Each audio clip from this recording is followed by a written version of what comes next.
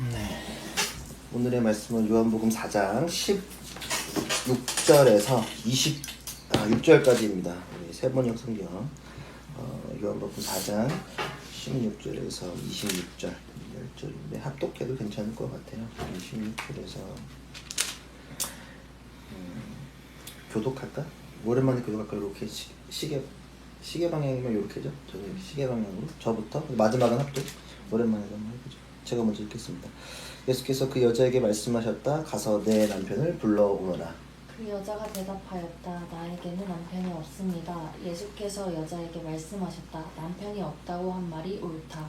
너에게는 남편이 5이나 있었고 지금 같이 살고 있는 남자도 내 남편이 아니니 바로 말하였다. 여자가 말하였다. 선생님, 내가 보니 선생님은 예언자이십니다. 우리 조상은 이 산에서 예배를 드렸는데 선생님네 사람들은 예배를 드려야 할 곳이 예루살렘에 있다고 합니다. 예수께서 말씀하셨다. 여자여, 내 말을 믿어라. 너희가 아버지께 이 산에서 예배를 드려야 한다거나 예루살렘에서 예배를 드려야 한다거나 하지 않을 때가 올 것이다. 너희는 너희가 알지 못하는 것을 예배하고 우리는 우리가 아는 분을 예배한다. 구원은 유대 사람들에게서 나기 때문이다. 참되게 예배를 드리는 사람들이 영과 진리로 아버지께 예배를 드릴 때가 온다. 지금이 바로 그때이다. 아버지께서는 이렇게 예배를 드리는 사람들을 찾으신다. 하나님은 영이시다. 그러므로 하나님께 예배를 드리는 사람은 영과 진리로 예배를 드려야 한다. 여자가 예수께 말했다. 나는 그리스도라고 하는 메시아가 오실 것을 압니다. 그가 오시면 우리에게 모든 것을 알려주실 것입니다. 함께 읽읍시다. 예수께서 말씀하셨다. 너에게 말하고 있는 내가 그다. 아멘. 이 하나님의 말씀입니다. 오늘 제목은 우물가에서 영과 진리로 라는 제목으로 말씀을 나누려고 합니다. 계속 요한복음 진행하고 있고, 저번 주 이제 말씀드렸다시피 이제 우물가에 있었던 일, 요거를 이제 다음 주까지 이렇게 3번에 걸쳐서 말씀 나누려고 합니다. 그래서 저번 주 내용을 조금 돌아보면, 여자가 예수님이 사마리아로 가는 길에, 사마리아를 거쳐서 우리 갈릴리로 올라가는 길에 낮에 12시쯤에 여인을 만났고, 그녀에게 목마르다 좀 물 갖고 오라고 하니까 뭐 이제 그냥 어디서 물을 뭐 하냐 이러면서 주님이 갈급한 너에게 이제 생수를 마셔라 라고 대답을 하시면서 이제 그 다음 이제 후반 이제 중반부에 해야 되는 일입니다. 하여튼 주님이 이제 목마르지 않다, 영원한 생수를 마셔라라고 하니까 이제 여자가 이제 영적인 거 말고 현재에 목마르지 않게 해달라고 말하니까, 이제 오늘 본문 16절에서 이제 좀 생뚱맞게 예수님은 남편을 데리고 오라라고 말씀을 하세요. 그러니까 이제 여자가 듣고 말을 들으니까 17절에서 18절, 그 여자가 대답하였다. 나에게는 남편이 없습니다. 예수께서 여자에게 말씀하셨다. 남편이 없다고 한 말이 옳다. 너에게는 남편이 5이나 있었고 같이 살고 있는 남자들의 남편이 아니니 바로 말하였다. 그녀의 현재 상태에 대해서 말씀하세요. 이런 일은 성경에서 종종 많이 있어요. 주님이 이제 우리 요한복음 2장에서도 나다니엘에게 상태를 말씀하시기도 했고, 보통 그냥 주님은 이제 참 신이기시도 하고 다 아시니까 말씀하세요. 너의 상태를 지적을 하세요. 그러니까 가끔씩 오면 어쨌든 말씀으로 나를 위로할 때, 어떻게 이렇게 딱 맞는 말씀이 설교 때 온다거나, 아니면 어떤 목회자들과 혹은 조금 이제 정말 깊은 분들과 대화할 때 그런 인사이트들이, 그리고 저도 모르는데 어떤 가끔씩은 이런 게 있잖아요. 목회자를 통해서 목사도 의도하지 않았는데 하나님께서 그 공간에 대화를 이끄시는 때가 있어요. 어떤 느낌인지 아시죠? 그러니까 목사가 막 예언해 주시고 점쟁이처럼 말하는 건 진짜 악마 이단이고요. 저희 모두가 의도하지 않았는데 하나님을 의지하고 갔더니 그 대화가 하나님 뜻대로 풀려가는 게 있어요. 그러니까 저는 늘 그런 거를 기대하거든요. 제가 막 아는 게 아니라 그런 거랑 좀 주님은 더 나아가신 부분이긴 하지만 이런 것들이 종종 있어요. 근데 그녀의 현재 상태에서 주님이 이제 지적을 하시는 거예요. 지금 남편이 없고 남편이 5이나 있었다. 요거를 사실 다양하게 볼 수 있어요. 첫 번째는 이 여자 음란한 여자다. 남편이 5이나 있으니 이거는 음란하지 않고서는 살 수 없다. 첫 번째. 두 번째는 사마리아 신앙에 대한 경고예요. 하나님을 제대로 모르고 너네가, 얘네들은 절대 말씀드렸다시피 모세 오경만 성경으로 인정하기 때문에 그 다음 얘기를 믿지 않거든요. 그러면서 그거에 대한 경고죠. 사마리아 신앙 잘 모르는 그들에 대한 신앙의 경고, 그리고 마지막은 우리의 상태를 미루어 짐작할 수 있는 거예요. 근데 저는 우리의 상태가 조금 더 지금 우리한테 좀 적절하지 않을까라는 생각을 합니다. 물론 음란한 여자일 수도 있고 사마리아에 대한 비유도 분명히 맞습니다. 그러나 좀 우리 상태를 보면 당시 여자는 좀 절대적 약자예요. 남자랑 이혼하려면 굉장히 복잡해요. 그냥 우리처럼 뭐 합의 이혼이나 이런 개념이 아니라 분명한 문제가 있어야 이혼이 가능해요. 그녀의 결혼 상태가 후처인지 본처인지 알 수가 없어요. 잘 몰라요. 기록되어 있지는 않고. 또 가만 보니까 이 여자가 살기 위해서 몸부림쳤었다라는 생각이 제가 좀 드는 거예요. 왜냐하면 당시에 여자가 혼자 살 수 있을까? 남자가 없으면 사실은 살 수 없는 거죠. 그렇기 때문에 거기에 더 목매달고 남자를 계속 따라가지 않았을까?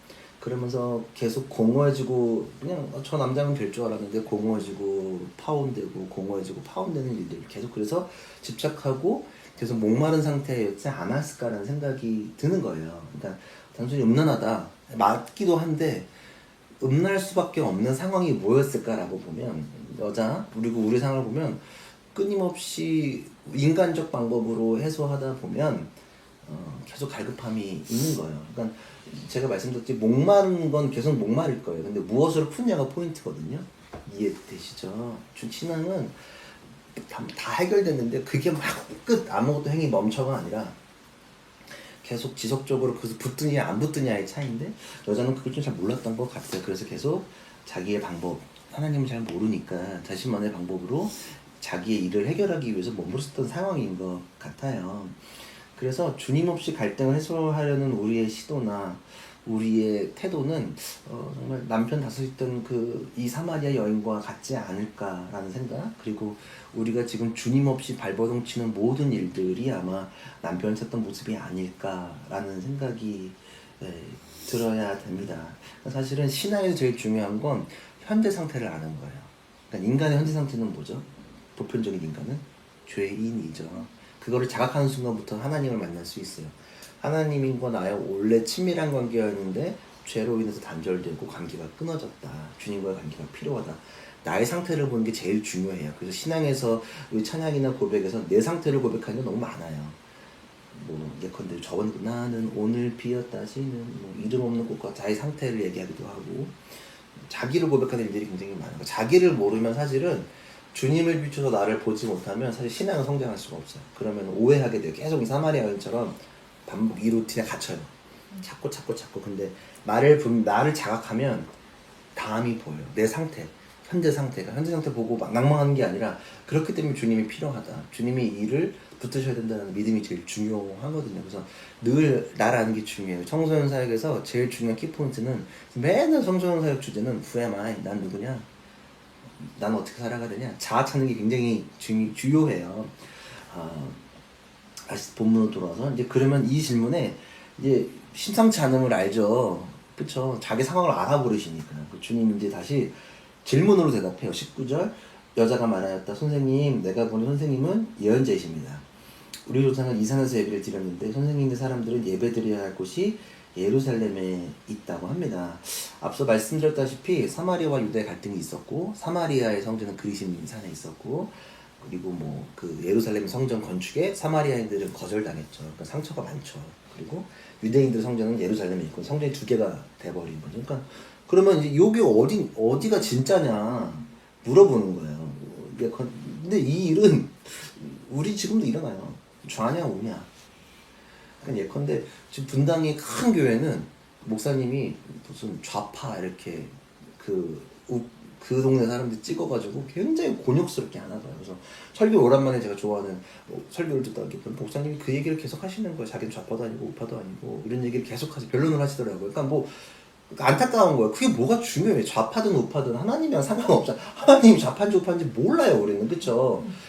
제가 늘 말씀드리지만 교회는 좌도우도 아니에요. 근데 계속 사람들은 너 좌파야, 너 민주당이야 아니야, 너 뭐 자유한국당이야 뭐 아니야 막 이렇게 되는 거예요. 너 뭐 이거 아니면 저거야. 자꾸 선을 딱딱 길려고 계속 그걸로 우르르 가서 공격하기도 하고 우르르 막 자꾸 딱딱 그래요. 주님 원하시는 건 사실 그런 게 아니에요. A도 B도 아니고 아예 다른 대안을 진정한 대안을 제시하시죠. 21절 예수께서 말씀하셨다. 여자여 내 말을 믿어라. 너희가 아버지께 이 산에서 예배를 드려야 한다거나 예루살렘에서 예배를 드려야 한다거나 하지 않을 때가 올 것이다. 그러니까 A도 아니고 B도 아니야. 예루살렘도 아니고 그리심산도 아니야. 너희는 너희가 알지 못하는 것을 예배하고 우리는 우리가 아는 분을 예배한다고. 구원은 유대 사람들에 나기 때문이다. 이것도 아니고 저것도 아니야. 공간의 개념이 아니야. 공간의 개념이 아니야. 그리심도 아니고 예루살렘도 아니야. 교회 건물도 아니고 여기에 있는 어떤 교회, 큰 교회, 작은 교회, 공간의 문제가 아니야. 그게 아니야. 너희는 지금 알지 못하는 걸 예배하고 있어. 그러니까 하나님께서 말씀하시는 건 뭐냐면 그리심도 아니고 예루살렘도 아니고 하나님 나라를 말씀하시는 거예요. 하나님 나라는 전 세계 어디나 주님의 주권이 인정되는 모든 곳, 모든 열방 하나님 나라가 되는 거거든요. 이것도 나중에 또 설명이 더 하나님 나라에 대해서 시리즈로 설명해드리겠지만 예수가 말씀하신 건 하나님 나라거든요. 이것도 아니고 저것도 지금 이 땅 가운데 하나님의 통치의 그 힘이 이루어지는 그곳을 말씀하셔요. 사람들은 자꾸 하나님을 공간에 가두려고 해요. 지금도 끊임없이 공간을 가두려는 시도들이 교회에선 일어나고 있어요. 많이 약해졌지만 지금도 여전히 교회에 나와야 되는 이유로 하나님을 높여드리는 것이 아니면 출석률인 거죠. 가끔 저는 좀 안타까운 건 그래서 어제 조금 어떤 교회 청소년부 예배를 봤는데 밤에 자기 전에 좀 봤는데 출석 체크를 하는데 이게 뭔 게 의미가 있나 이게 그 유튜브 댓글에 누구누구 출석했습니다. 근데 그게 중요할까? 막 이 생각이 드는 거예요. 이게 중요하나? 다 이제 다른 교회들 이제 가끔씩 후배들 인스타가 보면 이제 그런 어떤 뭐 광고나 교회 인스타, 교회 스타일 인스타도 있잖아요. 저희는 그렇게 안 하지만 근데 광고에 보면 출석 체크는 누구누구 얘기해 주시고 그러니까 이게 뭐 이렇게 중요한가? 함께 예배하는 거 너무 중요한데 이게 누구 오고 안 오고 그러니까 이 사람이 왜 안 왔지에 대한 고민보다는 이거를 받고 안 받고가 더 중요한 것. 이 사람이 어떤 마음으로 예배를 드리고 무슨 상황으로 고민하고 예배를 드리는지에 대한 고민보다는 자꾸 가둬요 공간에. 하나님을 여기에만 지금 이 시간에 나와 함께 해야지만 하나님 함께 하신다. 뭘 맞기도 하지만 사실 그게 아니죠. 여전히 그리고 지금도 성전이라고 표현하는 교회. 사실은 교회는 성전이 아니에요. 성전은 예루살렘만 성전이에요. 사실 교회에서 성전이라는 말을 쓰면 안 돼요. 성전은 예루살렘이 딱 끝이야 끝. 나머지는 예배 처소. 유대인들 모이는 곳은 성전이라고 얘기 안 해요. 세계 곳곳에 있는 건 회당이라고 얘기하죠. 우리도 교회당, 예배당, 뭐 예배실, 뭐 홀 이렇게 부르는 게 적절해요. 그러니까 자꾸 성전이라고 하니까 하나님이 그곳에서만 역사하신다고 생각을 하게 되는 거예요. 성전. 그러니까 하나님은 성전을 파괴하셨어요. 요한복음 2장에 보면 앞서 요한복음 2장에 보면 주님이 성전을 허무셨어요. 여기 보면 요한복음 2장 21절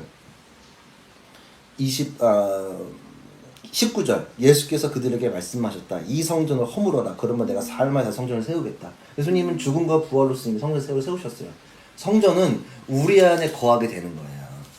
하나님이 계시는 곳은 모두가 성전이 되는 거예요. 아멘. 그건 진짜 아멘이에요. 예, 그러니까 아멘이에요. 그러니까 건물에 계시지 않아요. 그러니까 저는 우리 교회도 남들이 보기엔 니네 교회라고 물어볼 수도 있지만 하나님 분명히 이곳에 역사하신 일들이 여기 표징으로 일어나고 있어요. 그래서 사람들이 회복되고 있고 여기서 사람들이 편안함을 느끼고 일들이 일어나고 이곳이 성전인 거지.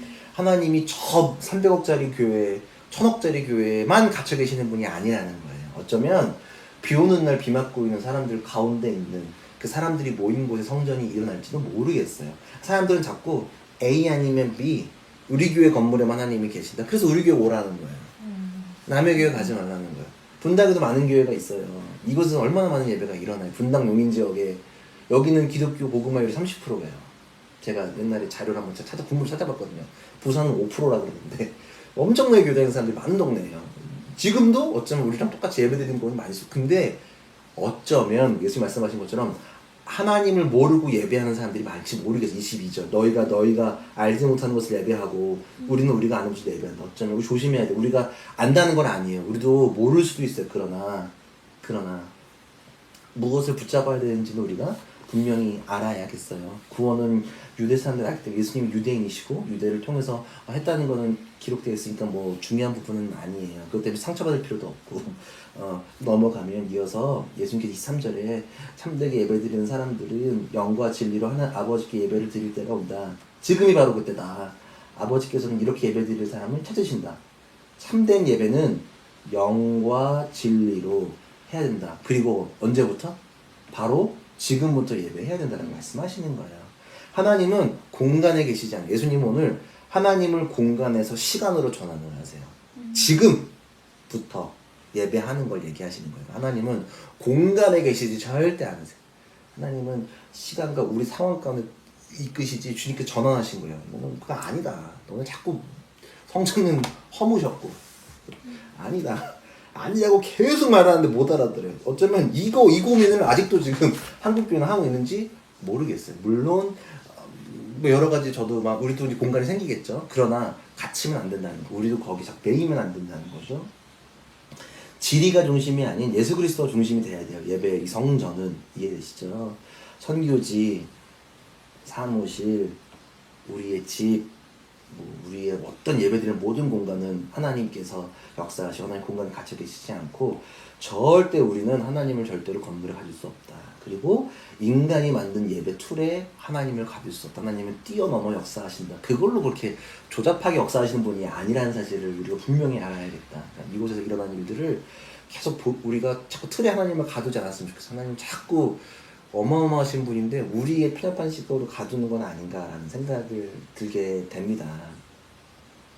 24절에 하나님은 영이시다 또 나오죠. 영이시다. 그러면 하나님께 예배를 드려야 된다 아까 말했고 여기서 옛날에는 영과 진리로 요게 이제 키포인트인데 영과 진리로 옛날에는 신령과 진정으로 번역이 돼 있었어요. 그래서 찬양도 있어요. 마커스 찬양 중에 신령과 진정으로 하는 찬양. 이거 보면 이제 사람들이 좀 오해해요. 왜냐면 신령과 진정으로라고 그러니까 느낌이 어때요? 신령과 진정으로.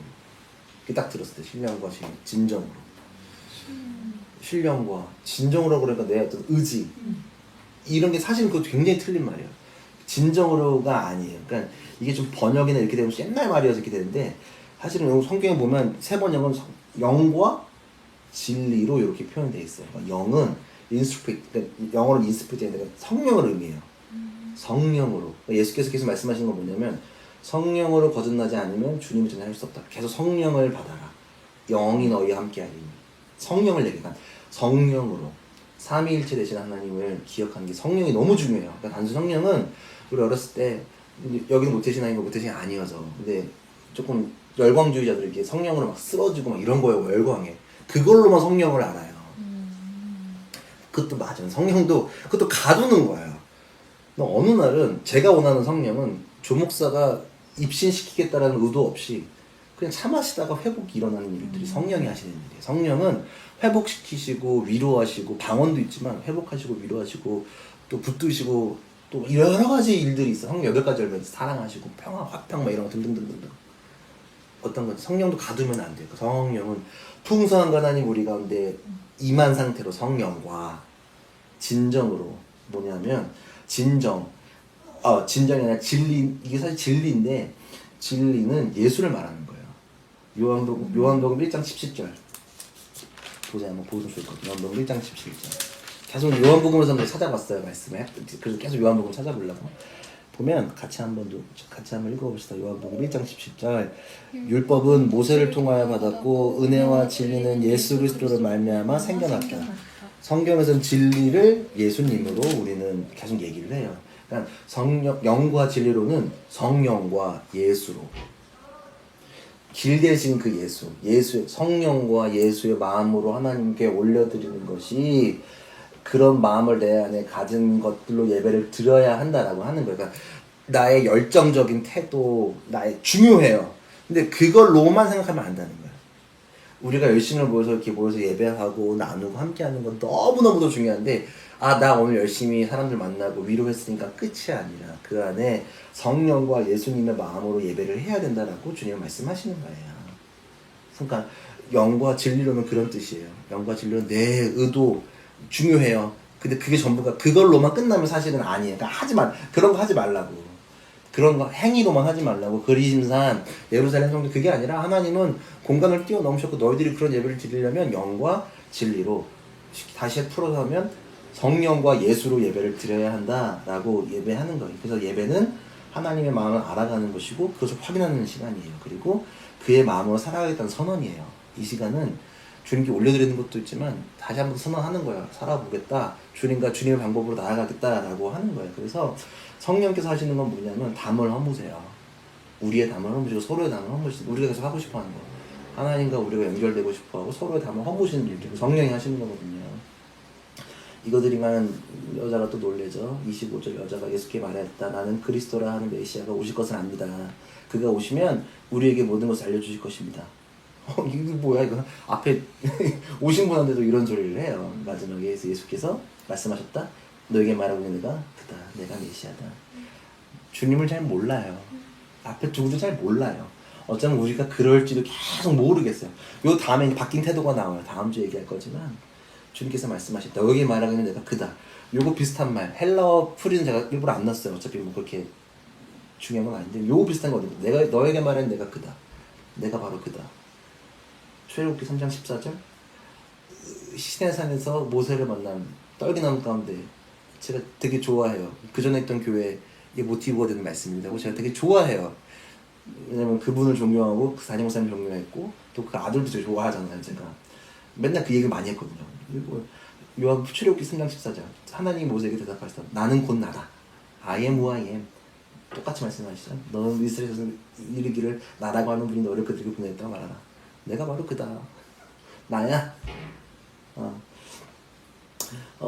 하나님께서 원하시는 건 영과 진리로 예배하는 것. 우리의 아주 허접한 태도나 그런 것보다도 생수 대신 그 주님을 마셔야겠다라는 우리의 마음, 성령과 예수로 예배를 드려야겠다.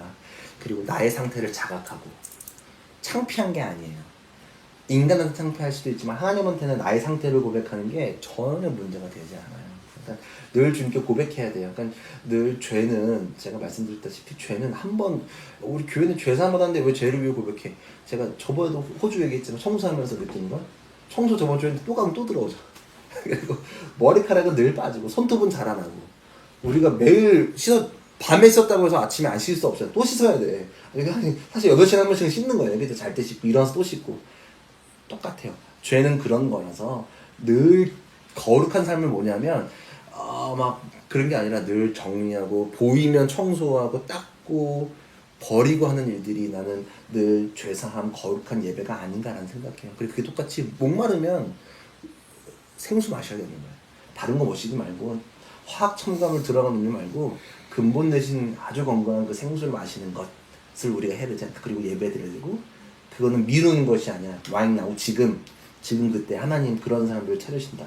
저희 교회가 그렇게 되기를 저는 바랍니다. 그리고 우리가 그렇게 될 줄 믿습니다. 이곳에서 생수를 마시는 사람들이 오고 나의 상태를 자각하고 하나님께 돌아오는 사람들, 그리고 어설프게 우리가 열심히 해서 뭐가 됐다라는 고백보다는 하나님을 높여드리고 성령과 예수로 예배를 드리겠다는 우리의 결단과 결심들이 이곳에서 가득 일어나기를 바라요. 그리고 그것을 우리가 미루지 않았으면 좋겠어요.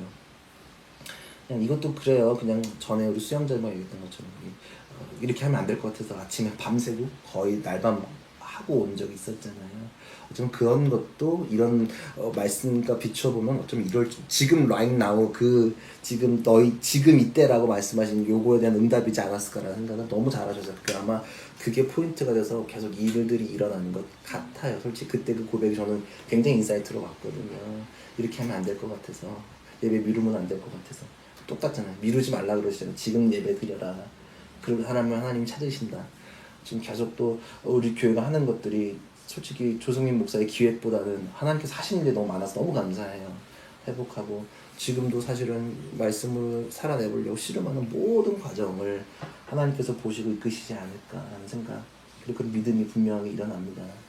이곳에서 주님의 생수가 가득 넘쳐가고 우리 마음 가운데 주님의 일들이 일어나기를 기도했으면 좋겠어요. 그래서 예배한다는 것은 단순히 우리가 조명이나 멋있는 공간, 우리도 언젠가 정말로 하나님께서 허락하신 1000명, 2000명 되면 될지도 모르잖아요. 그렇죠? 되면 예배 열심히 드리겠지만 우리가 그 틀에 갇히지 않겠다는 선언을 오늘 합니다. 저는 절대 갇히지 않겠다. 그것이 문제가 아니라 하나님을 높여드리는 것이 우선이다라는 고백을 우리가 늘 하면 좋겠다라는 생각을 하게 됩니다.